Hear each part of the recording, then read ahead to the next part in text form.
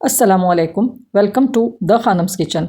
आज हम रमज़ान के लिए नगेट्स की बहुत ही इजी रेसिपी बनाएंगे और हम बनाकर उसे स्टोर भी कर सकते हैं ताकि जब रमज़ान में हमारे पास टाइम बहुत कम हो तो हम फटाफट से उसे निकालें और फ्राई कर लें। चिकन नगेट्स बनाने के लिए यहाँ पर मैंने लिया है 300 ग्राम बोनलेस चिकन और उसे मैंने छोटे छोटे पीस में कट कर लिया और फिर कुछ मसाले मैंने उसमें ऐड किए हैं, जिसमें है जिंजर गार्लिक पेस्ट, टेस्ट के हिसाब से नमक, लाल मिर्च पाउडर, काली मिर्च पाउडर। ये सारी चीज़ें डालकर हम अच्छी तरह से मिक्स कर लेंगे और फिर चॉपर में डालकर बारीक चॉप कर लेंगे। अगर आपके पास चॉपर ना हो तो आप ग्राइंड भी कर सकते हैं। साथ में ही मैंने डाल दिया है ब्रेड का एक स्लाइस छोटे छोटे पीसेस में तोड़कर और फिर हम थोड़ा सा दूध ऐड करेंगे।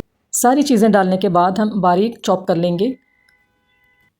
चिकन को हमने बिल्कुल बारीक चॉप कर लिया है। अब हम इसे एक प्लेट में निकालेंगे और फिर उसमें थोड़ा सा आधा टीस्पून जितना तेल डालकर हम उसे थोड़ा हाथ से अच्छी तरह से उसे मैश करेंगे, मिलाएंगे, ताकि जो चिकन हमने ग्राइंड किया है वो और ज़्यादा स्मूथ हो जाए।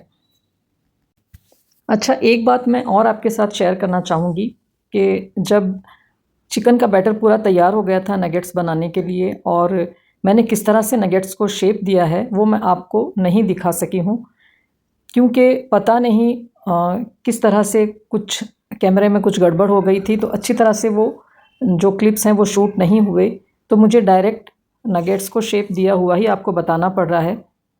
वैसे आप हाथ से भी उसे शेप दे सकते हैं, राउंड शेप में हो या स्क्वायर शेप में हो या कोई शेप जो भी आपको पसंद हो, लेकिन मैंने यहाँ पर एक एक नगेट्स को नहीं बनाया है, बल्कि मैंने एक बॉक्स का एक ढक्कन लिया और उसमें मैंने जो चिकन का बैटर था उसे अच्छी तरह से उसमें डालकर पूरा सेट कर लिया और फिर मैंने उसे इस तरह के शेप में कट कर लिया।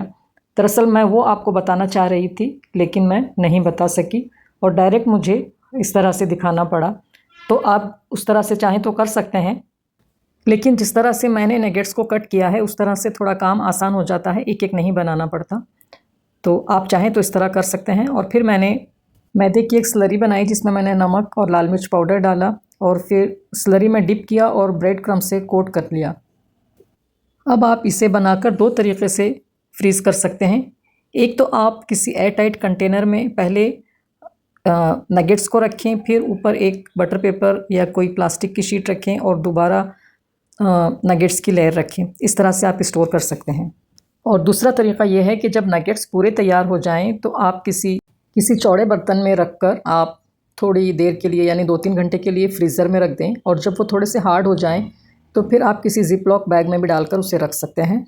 और जब भी आपको फ्राई करना हो थोड़ी देर पहले यानी एक आधा घंटा पहले हम बाहर निकाल के रख लें, ताकि जब हम फ्राई करें तो कोई दिक्कत उसमें ना हो, क्योंकि डायरेक्ट फ्रीज़र में से निकाल कर अगर हम फ्राई करेंगे तो ऊपर से जो ब्रेड क्रम्ब है वो जलने लग जाएगा और अंदर से फ्राई नहीं होगा, क्योंकि वो काफ़ी ज़्यादा ठंडा होता है। इसलिए आधे घंटे पहले अगर हम बाहर निकाल कर रख लेते हैं तो फिर हमें कोई दिक्कत नहीं आती फ्राई करने में।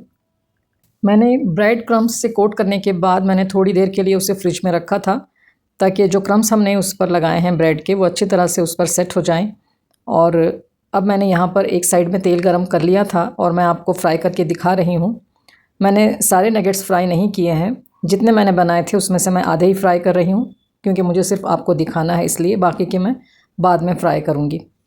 तो जब हम डालते हैं नगेट्स को तो डालते ही फ़ौरन उसे हिलाना नहीं है, पहले एक तरफ से अच्छी तरह से फ्राई हो जाएं, उसके बाद हम उसके साइड को चेंज कर देंगे और दूसरी तरफ से फ्राई कर लेंगे।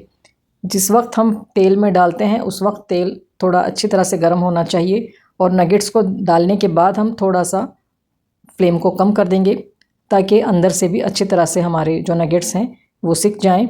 और देखिए हमारे नगेट्स पूरे तैयार हो गए हैं फ्राई होकर, कितने अच्छे गोल्डन ब्राउन लग रहे हैं।